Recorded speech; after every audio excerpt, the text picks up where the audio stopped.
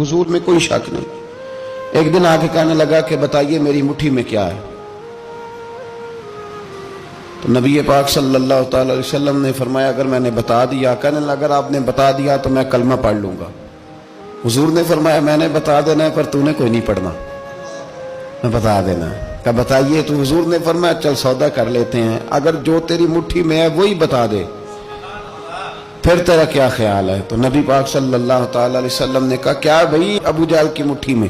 تو اس کی مٹھی میں کنکر تھے, کنکروں نے کلمہ پڑھنا شروع کر دیا. جب کنکروں نے کلمہ پڑھا, پتھر تھے وہ, انہوں نے کلمہ پڑھا. ابو جہل نے وہ کنکر زمین پہ پھینکے کہنے لگا اوہو تیرا جادو تو پتھروں پہاڑوں پہ بھی چلتا ہے. اب جملہ کہنے لگا ہوں سمجھ لینا. ابو جہل گوشت کا آدمی تھا, کنکر پتھر تھے, پتھر کلمہ پڑھ گئے. گوشت پوشت کا آدمی تھا پر کلمہ, کیونکہ یہاں کیا تھا شک, اس نے آگے نہیں بڑھنے دیا. گوشت پوشت کا شخص ہو کے پتھروں سے آگے نکل گیا. نبی پاک صلی اللہ علیہ وسلم کی خدمت میں آیا. بلکہ وہ جو یہودی والی روایت ہے اس کے پس منظر میں بھی بعض محدثین نے لکھا ہے, اس کو بھی اسی نے بھیجا. کہنے لگا جاؤ نبی پاک سے جا کے کہو اگر وہ درخت آپ کا کلمہ پڑھے تو میں بھی پڑھ لوں گا.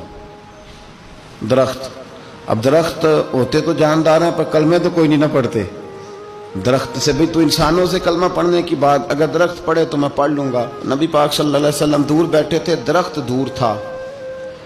اور امام سیوطی علیہ رحمہ نے لکھا ہے درخت بھی کیکر کا تھا.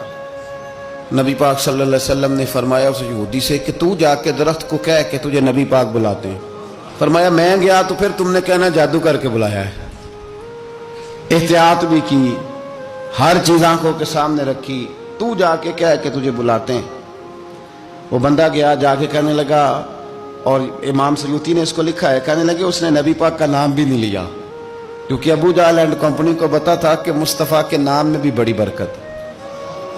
خالی نام بھی نہیں لیا. کہنے لگا درخت وہ جو سامنے بیٹھے ہیں نا وہ تجھے بلا رہے, نام نہیں لیا حضور کا. وہ جو سامنے بیٹھے ہیں نا جاءت لدعوتہ الاشجار ساجدۃ.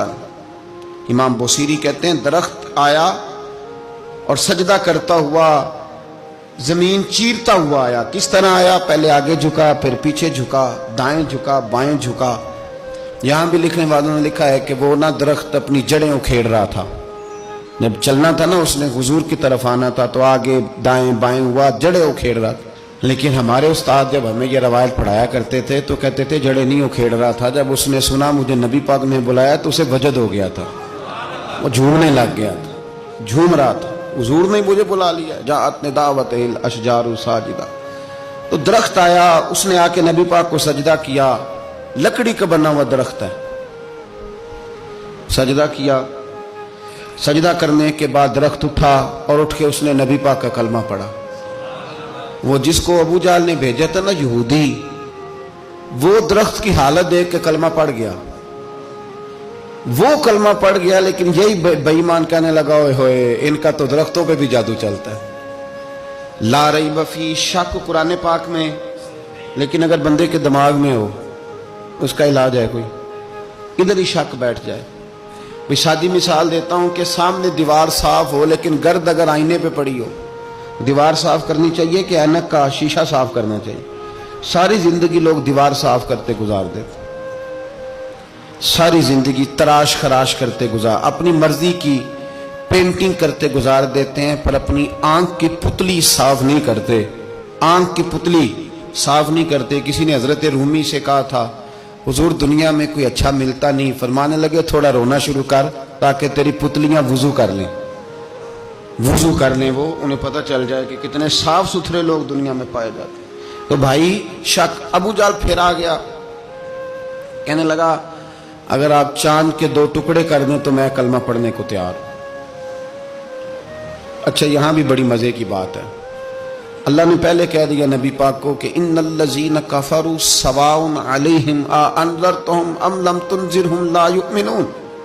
محبوب یہ جن کی قسمت میں کفر ہے نا, آپ انہیں ڈرائیں چاہے نہ ڈرائیں, یہ ایمان نہیں لائیں گے. کنکروں نے بھی کلمہ پڑھ لیا, درختوں نے بھی پڑھ لیا, سارا کچھ ہو گیا, اور اللہ نے بھی کہہ دیا کہ محبوب اس بے ایمان نے کلمہ نہیں پڑھنا. پر حضور نے فرمایا یہ پڑھے نہ پڑھے ہم نے میدان نہیں چھوڑنا. جتنی دفعہ آئے گا نا ہم اسے ضرور معجزہ دکھائیں گے۔ جتنی دفعہ ہے، ہم کیوں میدان چھوڑ؟ آگے کہنے لگا جی اگر چاند کے 2 ٹکڑے کر دیں تو اقتربت الساعۃ وانشق القمر، تو نبی پاک صلی اللہ علیہ وسلم نے انگلی کا اشارہ کیا، چاند 2 حصوں میں بٹا۔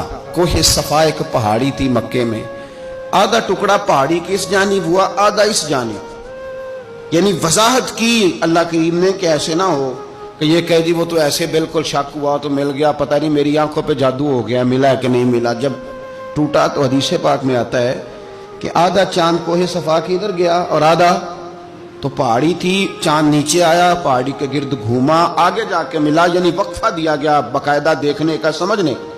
پوری دنیا میں جتنے لوگ اس وقت چاند دیکھ رہے تھے، ہندوستان تک روایتوں میں ملتا ہے کہ لوگوں نے گواہی دی کہ ہم نے چاند ٹوٹتے دیکھا ہے۔ زمانہ مان گیا، لوگوں کی چیخیں نکل گئیں، لوگ قدموں میں گر گئے، پر وہ جس کے دماغ میں شک تھا نا وہ نہیں مانا۔ شجر و حجر پہچان گئے پر انسان کی نظروں میں شک ہی رہا۔ دنیا میں سب سے مجبور، کمزور، بزدل، کم فہم بندہ وہ ہے جس کے دماغ میں شک ہے۔